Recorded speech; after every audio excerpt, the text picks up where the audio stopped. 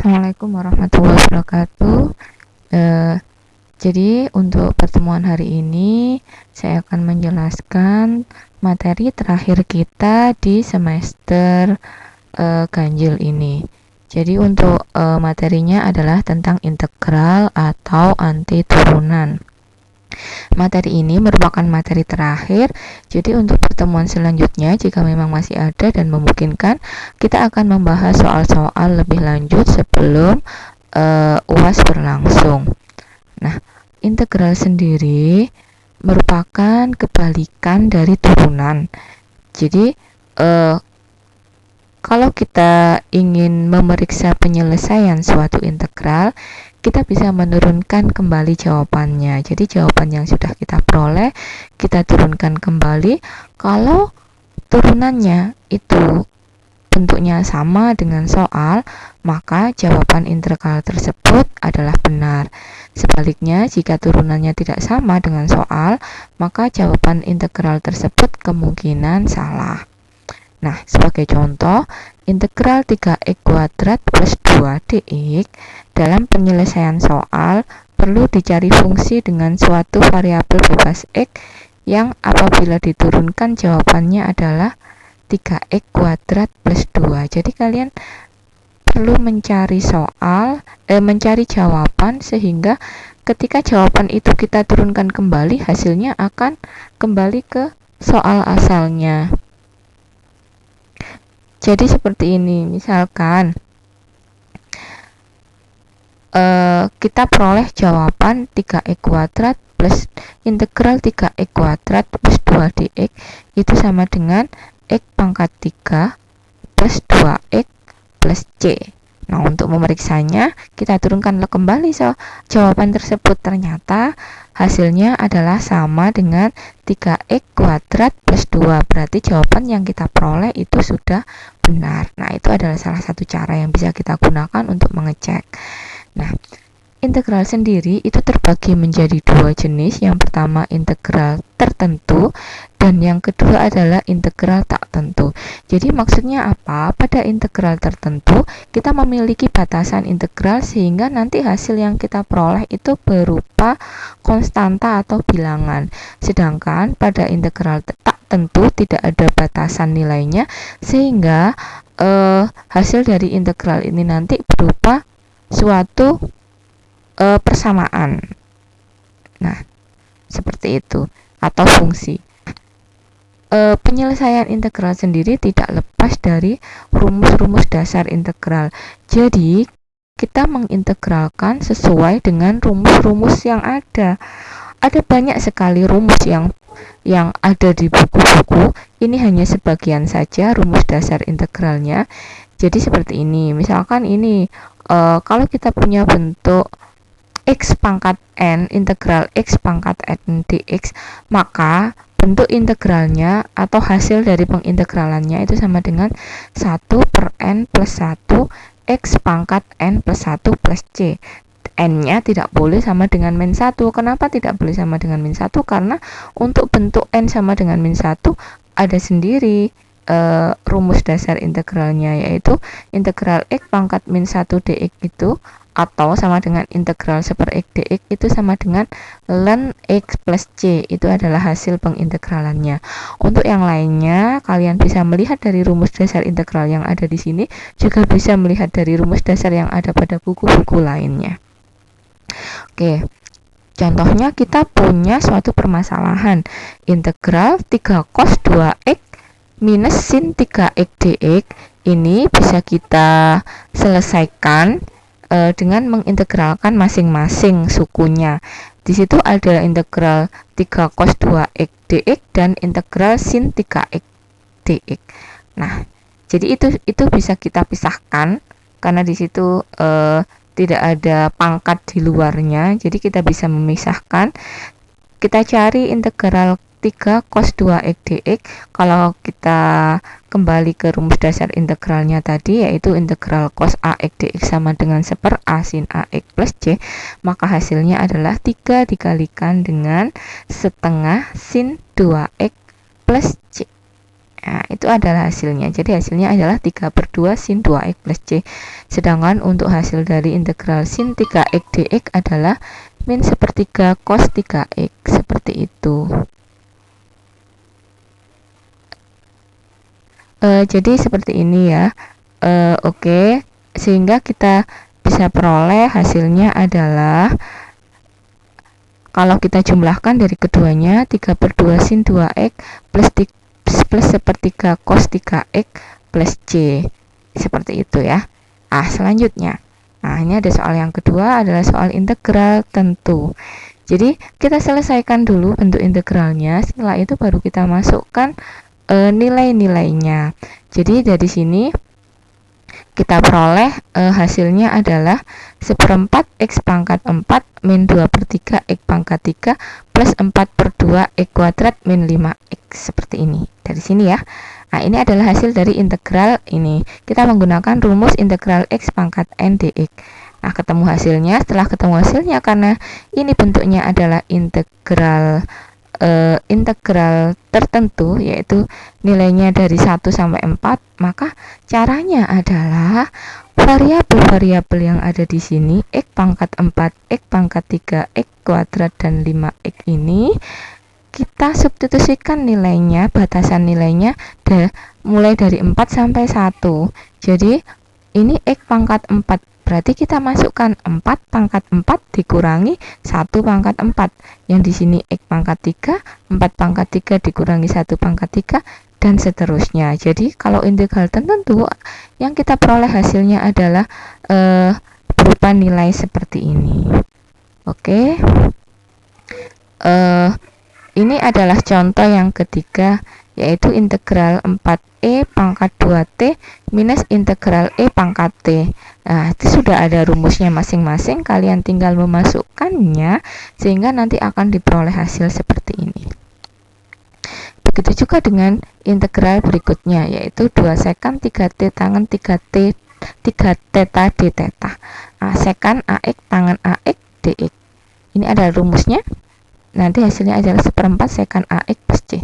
Di sini kalau kita masukkan ke dalam rumus yang ada, hasil yang diperoleh adalah 2/3 sekan 3t plus c. Itu adalah hasil dari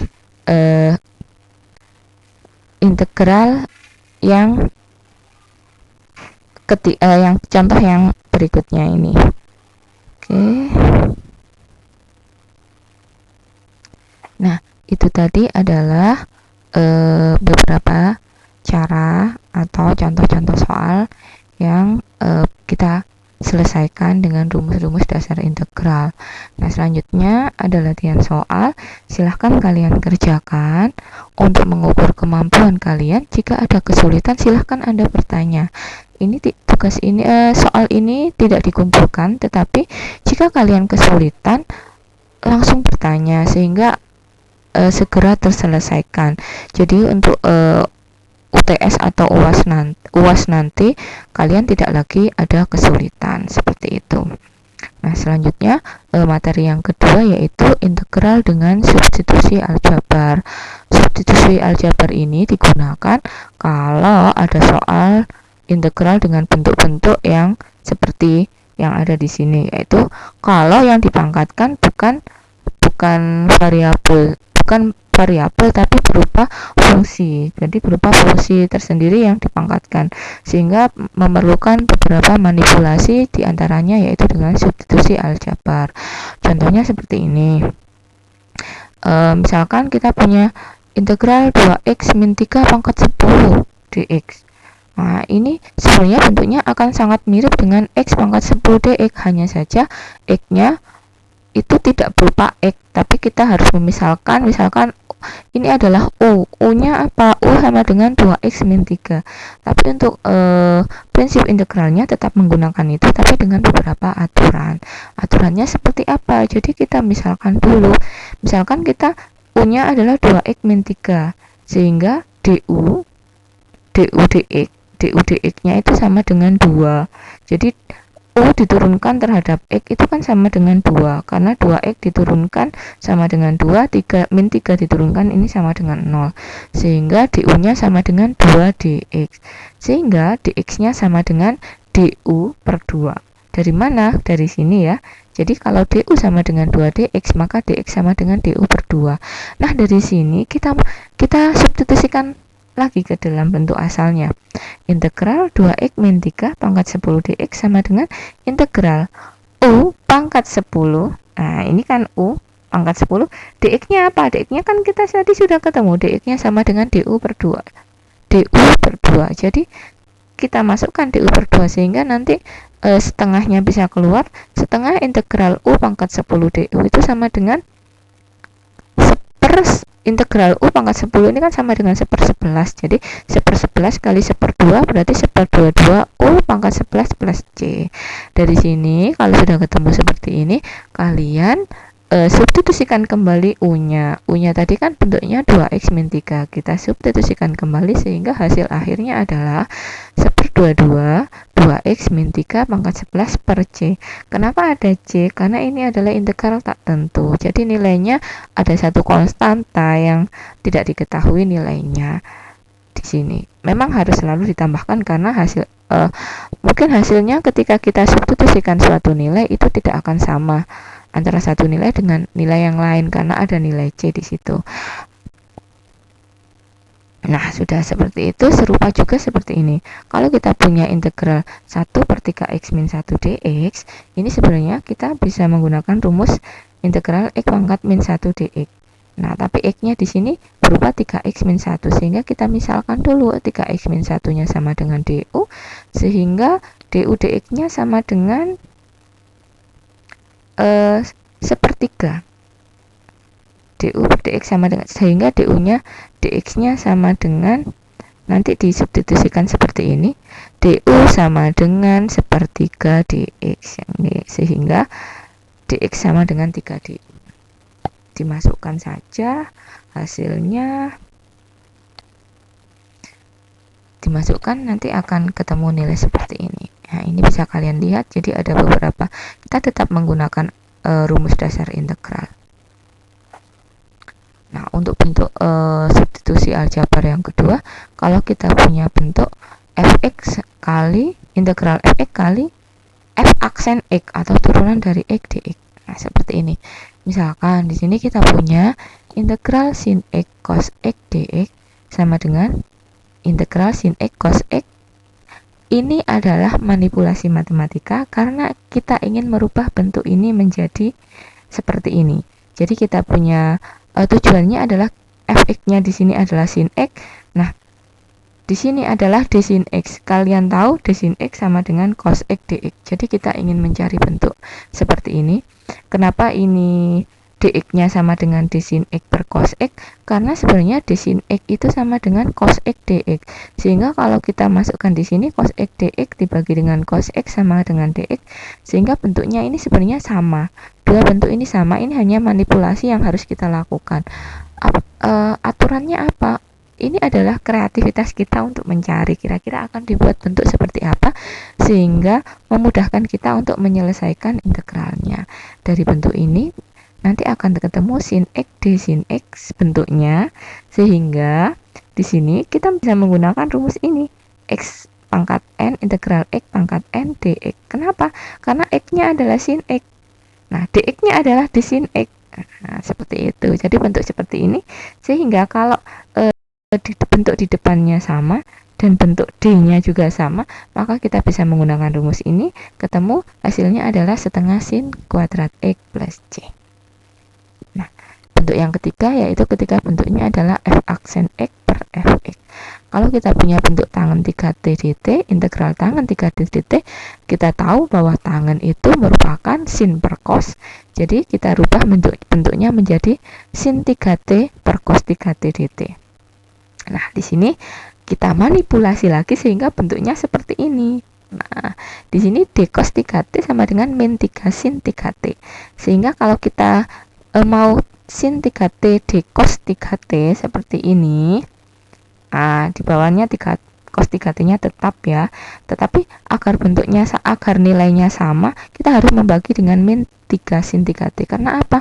Karena di cos 3t itu adalah min 3 sin 3t dt. Kalau hanya ini, nanti nilainya tidak akan sama dengan sisi sebaliknya. Ini adalah manipulasi kita, sehingga kita bisa memperoleh bentuk seperti ini.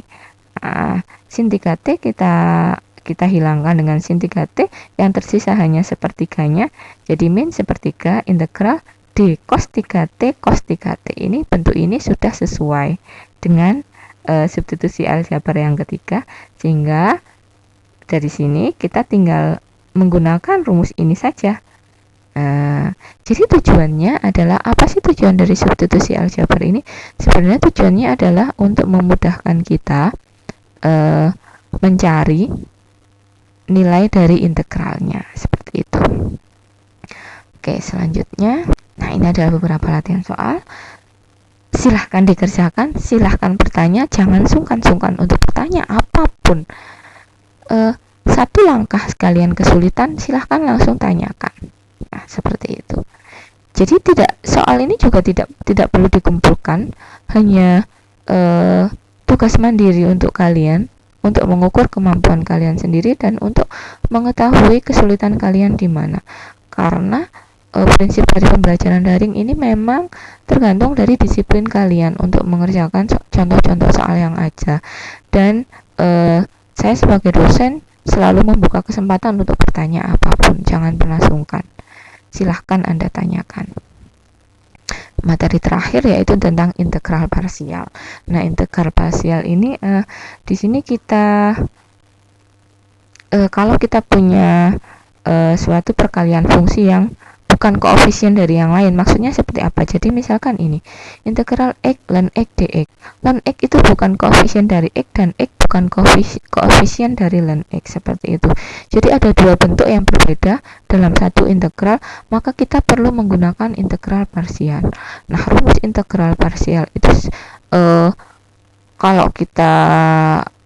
kalau kita tahu dari pembelajaran di SMA sebelumnya, integral parsial nanti rumusnya adalah seperti ini hasil akhirnya ya. Jadi ini adalah yang perlu kalian ingat. Integral u dv sama dengan uv min integral v du. Bentuk inilah yang akan kita gunakan untuk menyelesaikan integral-integral yang memunculkan dua bentuk fungsi yang berbeda. Nah, contohnya gimana? Contoh, kita kembali ke yang pertama ini. Integral x dikali ln x dx. Nah, kita kembali ke bentuk rumus untuk integral parsial, yaitu integral u dv sama dengan uv min integral v du. Misalkan kita misalkan u-nya adalah x, ini kesalahan penulisan ya. Misalnya kita menganggap u-nya adalah x, maka kita cari du-nya. Nah, du dx-nya sama dengan 1, sehingga du sama dengan dx. Kenapa sama dengan 1? U diturunkan terhadap x, x diturunkan terhadap x itu sama dengan 1, sehingga du dx-nya sama dengan 1, sehingga du sama dengan dx. Nah, dv-nya ln x dx, maka v. Nah, dari sini kita lihat dari rumus dasar integral tidak ada integral ln x dx, sehingga kita perlu memutar pemisalannya. Jadi pemisalannya tidak selalu yang depan menjadi u, yang belakang menjadi dv, tidak. Kalian bisa memutar itu karena itu bentuknya perkalian, sehingga yang belakang bisa menjadi di depan, yang depan bisa ke belakang. Nah, kalau seperti ini permisalannya kita balik, maka u-nya kita misalkan sebagai ln x, ini kita misalkan sebagai u. Kalau kita turunkan terhadap x, ln x diturunkan adalah seper x dx. Nah, ada di rumus turunannya ya. Nah, dv-nya adalah x. Nah, untuk mencari v dari dv ini kan gampang, kita tinggal mengintegralkannya, sehingga integral x dx sama dengan setengah x kuadrat. Nah, dari sini kita masukkan kembali ke rumus integral parsial, yaitu u dv min integral v du. Jadi kita tinggal memasukkan saja ya dari sini. Integral u dv sama dengan uv min integral v du. Mohon maaf, ada kesalahan lagi. UV min integral V du ya.